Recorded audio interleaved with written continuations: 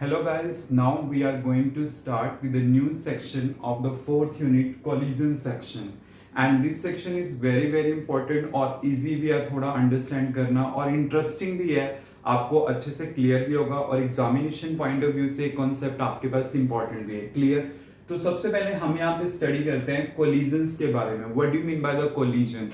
Collisions का मतलब क्या होता है? क्लियर? जैसे देखिए आपके पास है क्या यहाँ पे कि अगर सपोज करो मैं कहता हूं कि मेरे पास ये दो बॉडीज है और दोनों क्या करती हैं, एक दूसरे के साथ इंटरेक्ट करती हैं. मतलब क्या होता है कि जैसे मान लो दो बॉडीज हैं और दोनों एक दूसरे के साथ इंटरेक्ट करती हैं for a short interval of time, तो वही आपके पास क्या होता है, कोलिजन होता है. जस्ट ये एक इवेंट है, इवेंट जिसके दौरान क्या होता है कि दो बॉडी एक दूसरे के साथ इंटरेक्ट करेंगी. Clear? And after that they will be get separated. Clear? तो वही चीज आपके पास क्या होती है, कोलिजन्स होती है.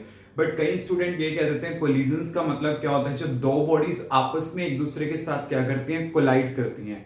अगर मान लो मैं कहता हूं कोलाइड करती हैं, तो मैं तो वो एक तरह से वो बता रहा हूं ना कि हाँ कि कोलिजन को ही कोलिजन में यूज कर रहा हूं.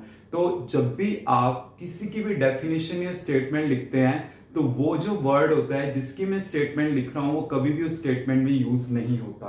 तो हमेशा याद रखना. तो इसमें आपके पास कोलिजन का मीनिंग क्या होगा, it is an event for which the two bodies will get interact for a short interval of time.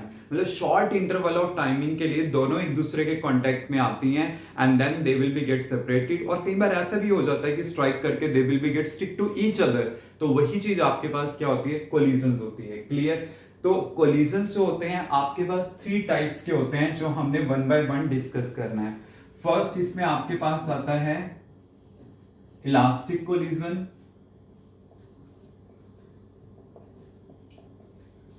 Second is inelastic collision.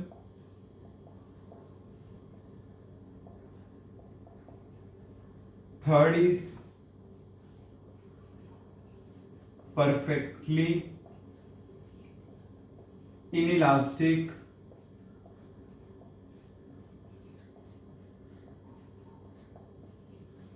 Collision. Elastic collision का मतलब क्या है कि यहां पे आपके पास क्या होगा कि दो बॉडीज जब एक दूसरे के साथ इंटरेक्ट करती हैं and then after that they will be get separated. But होगा क्या इसमें, there is no loss of energy. मतलब कोई एनर्जी का लॉस यहां पे अक्कर नहीं होगा. तो वही जो इवेंट आपके पास होगा वो क्या होगा, इलास्टिक कोलिजन होगा. क्लियर? मतलब जहां पे एनर्जी का कोई लॉस अक्कर नहीं होता. क्लियर? तो देखिए इसमें इसका मतलब क्या है कि इसकी ना कुछ कैरेक्टरिस्टिक्स प्रॉपर्टी है क्या, कि जैसे देखिए law of conservation of linear momentum. वैसे मैं आपको क्लियर कर देता हूं, जो law of conservation of linear momentum है वो हमारे पास तीनों कोलिजन्स में ओबे होगा. क्लियर? बट काइनेटिक एनर्जी का जो लॉ ऑफ कंजर्वेशन है ऑफ काइनेटिक एनर्जी जो होगी, मतलब काइनेटिक एनर्जी इसमें कंजर्व रहेगी, इन दोनों में कंजर्वेशन उसकी नहीं रहेगी. क्लियर? मतलब इनइलास्टिक कोलिजन या फिर परफेक्टली इनइलास्टिक कोलिजन ये एक ऐसी इवेंट है जहां पे आपके पास काइनेटिक एनर्जी का लॉस अक्कर होगा. मतलब क्या होगा, यहां पे आपके पास काइनेटिक एनर्जी दोनों केसेस में लॉस अक्कर करेंगी, मतलब वो कंजर्व आपके पास नहीं रहेगी. क्लियर? बट यहां पे आपके पास क्या रहेगी, वो कंजर्व रहेगी. बट अगर मैं लीनियर मोमेंटम की बात करता हूं तो लीनियर मोमेंटम को अगर हम देखें तो वो आपके पास तीनों केसेस में क्या रहेगी, कांस्टेंट रहेगी. मतलब मैंने एक तरह से क्या कर दिया, तीनों को ही एक्सप्लेन कर दिया. मतलब जिसमें क्या होता है, एक टाइप का लॉसेस अकर होता है वो आपके पास इनइलास्टिक होता है, जिसमें कोई लॉसेस अकर नहीं होगा, एनर्जी लॉसेस अकर नहीं होंगे, तो वो आपके पास क्या होगा, इलास्टिक कोलिजन होगा. क्लियर? बट ना इसमें एक चीज याद रखना, जैसे बात आती है इनइलास्टिक की और परफेक्टली इनइलास्टिक, मतलब इनइलास्टिक का परफेक्टली इनइलास्टिक होने का मतलब क्या है कि इसमें मान लीजिए आपके पास क्या होगा, जैसे मान लीजिए दो बॉडीज हैं, दोनों एक दूसरे के साथ इंटरेक्ट कर रही हैं एंड आफ्टर द इंटरेक्शन क्या होगा, वो दोनों एक दूसरे के साथ क्या हो जाते हैं, ज्वाइंट हो जाती हैं. क्लियर? मतलब they will be get stick to each other. तो वही चीज आपके पास क्या होती है, परफेक्टली इनइलास्टिक कोलिजन होता है. And when they will be get stick to each other then they will be move with a common velocity.